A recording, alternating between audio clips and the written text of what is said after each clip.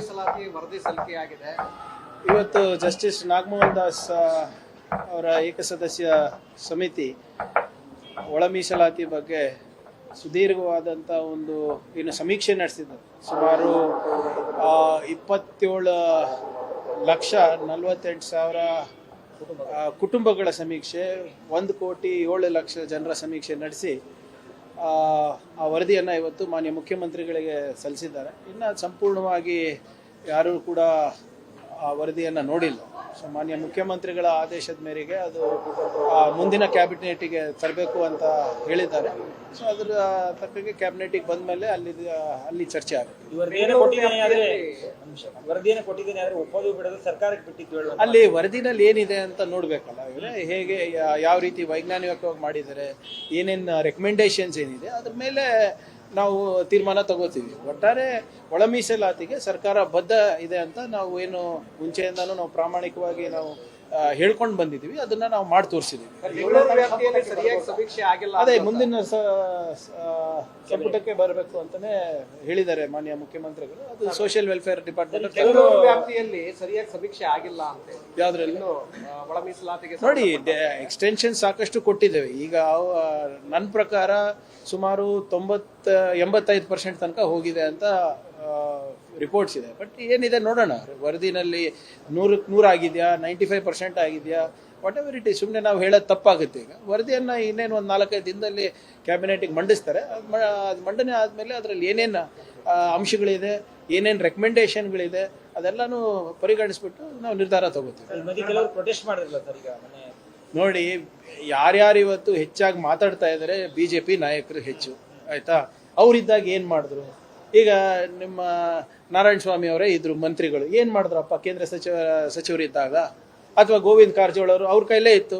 ಅವಾಗ ನಿಮ್ಮ ಹಿಂದಿನ ಸದಾಶಿವ ಆಯೋಗನೇ ರದ್ದುಪಡಿಸ್ಬಿಟ್ಟು ಮಾಧುಸ್ವಾಮಿ ಅವ್ರದ್ದು ಯಾವುದೋ ಒಂದು ರಾಮಂಗೆ ಒಂದು ಲೆಕ್ಕ, ಕೃಷ್ಣಂಗೆ ಒಂದು ಲೆಕ್ಕ ಅಂದ್ಬಿಟ್ಟು ಅಲೋಕೇಟ್ ಮಾಡಿಬಿಟ್ಟು ಇಂಟರ್ನಲ್ ರಿಸರ್ವೇಷನ್ ಹಂಗೆ ದಾರಿ ತಪ್ಪಿಸಿದಂಥವ್ರು ಇವತ್ತು ಮಾತಾಡ್ತಾ ಇದ್ದಾರೆ.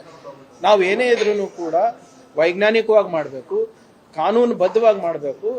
ನಾಳೆ ಇದು ಯಾವುದೇ ರೀತಿಯಾಗಿ ಏನು ಕೋರ್ಟಿಗೆ ಯಾರಾದರೂ ಹೋದ್ರು ಸ್ಟೇ ಸಿಗಬಾರ್ದು, ಹಾಗೆ ನಾವು ಮಾಡ್ತಾ ಇದ್ದೀವಿ. ಇವ್ರ ಥರ ಸುಮ್ಮನೆ ಗಾಳಿನಲ್ಲಿ ಗುಂಡು ಹಾರಿಸೋದಾಗ್ಲಿ ಅಥವಾ ಪ್ರಚಾರಕ್ಕೋಸ್ಕರ ನಾವು ಮಾಡ್ತಾ ಇಲ್ಲ. ಇವೆಲ್ಲ ನೋಡಿ, ಇವತ್ತು ಬಹುಶಃ ರಾಹುಲ್ ಗಾಂಧಿ ಅವರು ಒಂದು ಪತ್ರಿಕಾಗೋಷ್ಠಿಯನ್ನು ಮಾಡ್ತಾ ಇದ್ದಾರೆ ಅದ್ರ ಬಗ್ಗೆ. ಇವತ್ತು ಶಿಬು ಸೊರೇನ್ ಅವರು ಕೂಡ ತೀರ್ಕೊಂಡಿರೋ ಹಿನ್ನೆಲೆಯಲ್ಲಿ ಅದು ಸ್ವಲ್ಪ ಮುಂದೂಡಿದಾರೋ ಏನೋ ನಮ್ಗೆ ಸರಿಯಾದ ಮಾಹಿತಿ ಇಲ್ಲ. ಆದರೆ ಇವತ್ತು ಒಂದು ಡೆಲ್ಲಿನಲ್ಲಿ ಪತ್ರಿಕಾಗೋಷ್ಠಿ ಇದೆ. ಸೊ ನಾಳೆ ಇವತ್ತು ಪತ್ರಿಕಾಗೋಷ್ಠಿನಲ್ಲಿ ದಾಖಲೆಗಳು ಬಿಡುಗಡೆ ಮಾಡಿ ನಾಳೆ ಇಲ್ಲಿ ಬರ್ತಾರೆ. ಅದಾದ್ಮೇಲೆ ನಿಮ್ಗೇನು ದಾಖಲೆಗಳು ಕೊಡಬೇಕು ಅದನ್ನ ಕೂಡ ನಾವು ತಲುಪಿಸ್ತೀವಿ ಪಕ್ಷದ ವತಿಯಿಂದ. ಎಲ್ಲನೂ ಇದೆ.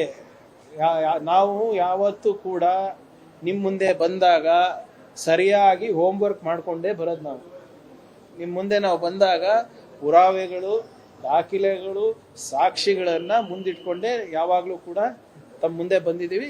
ಇದನ್ನು ಕೂಡ ಏನು ಮತ ಕಳ್ತನ ಹೇಗಾಗ್ತಾ ಇದೆ, ಏನಾಗ್ತಾ ಇದೆ, ಯಾವ್ಯಾವ ಕ್ಷೇತ್ರದಲ್ಲಿದೆ, ಯಾವ್ಯಾವ ಕ್ಷೇತ್ರದಲ್ಲ ಅದೆಲ್ಲನೂ ಕೂಡ ತಮ್ಮ ಮುಂದೆ ಪ್ರಸ್ತಾಪ ಮಾಡ್ತೀವಿ.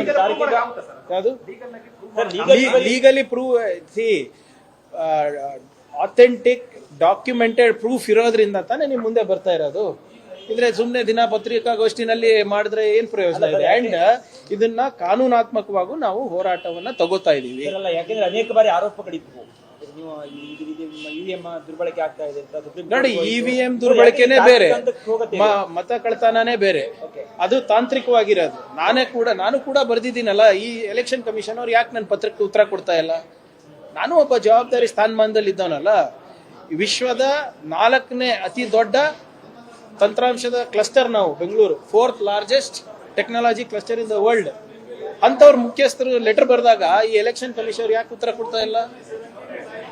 ಅದು EVMದೇ ಬೇರೆ ವಿಚಾರ. ನಾಳೆ ಏನ್ ಪ್ರಕಟ ಮಾಡ್ತಾ ಇದೀವಿ ಅದೇ ಬೇರೆ ವಿಚಾರ. EVM ಎಥಿಕಲ್ ಹ್ಯಾಕಥಾನ್ ಆಗ್ಬೇಕಂತ ಈಗಲೂ ಕೂಡ ನಾನು ಒತ್ತಾಯ ಮಾಡ್ತಾ ಇದ್ದೀನಿ. ಅದಕ್ಕೆ ಏನೇನ್ ಬೇಕೋ ಅದನ್ನ ನಾವು ಅವ್ರಿಗೆ ಏನೇನ್ ಸವಲತ್ತುಗಳು ಬೇಕು ಅದು ಮಾಡ್ಕೊಡ್ಲಿಕ್ಕೆ ಕೂಡ ನಾವು ತಯಾರಿದ್ದೇವೆ. ಇಲ್ಲಿ ಏನ್ ಅರ್ಜೆಂಟ್ ಇದೆ 2-3 ದಿನ ಗೊತ್ತಾಗುತ್ತಲ್ಲ. ನಾನು ರಾಜ್ಯದ ಚುನಾವಣೆಯನ್ನು ನಡೆಸಿ ನಿಮ್ಮ ಸರ್ಕಾರ ಅಧಿಕಾರ ಕೊಟ್ಟಿದೆ ಅದನ್ನೇ ಸಂಶಯ ರಾಜ್ಯದ ಚುನಾವಣೆಗಿಂತ ಮುಂಚೆ ಚಿಲುಮೆ ಟ್ರಸ್ಟ್ ಪ್ರಕರಣ ನೆನಪಿದೆಯಾ ಸರ್ ತಮ್ಗೆಲ್ಲರಿಗೂ? ಹಾ, ಅಲ್ಲಿ ಸಿಕ್ಕಾಕೊಂಡಿದ್ರು, ಅದಕ್ಕೆ ಸ್ವಲ್ಪ ನಿಂತೋಗಿತ್ತು. ಅದನ್ನ ಪರ್ಸ್ಯೂ ಮಾಡಬೇಕಾಗಿತ್ತು, ಅದಾಗಿಲ್ಲ ಅಂತ ನನ್ನ ವೈಯಕ್ತಿಕ ವಿಚಾರ ಇದೆ. ನಾಳೆ ಹೋರಾಟ EVM ಬೇರೆ ಇದು ಬೇರೆ ಅಲ್ವಾ ಸರ್? ಬೇರೆ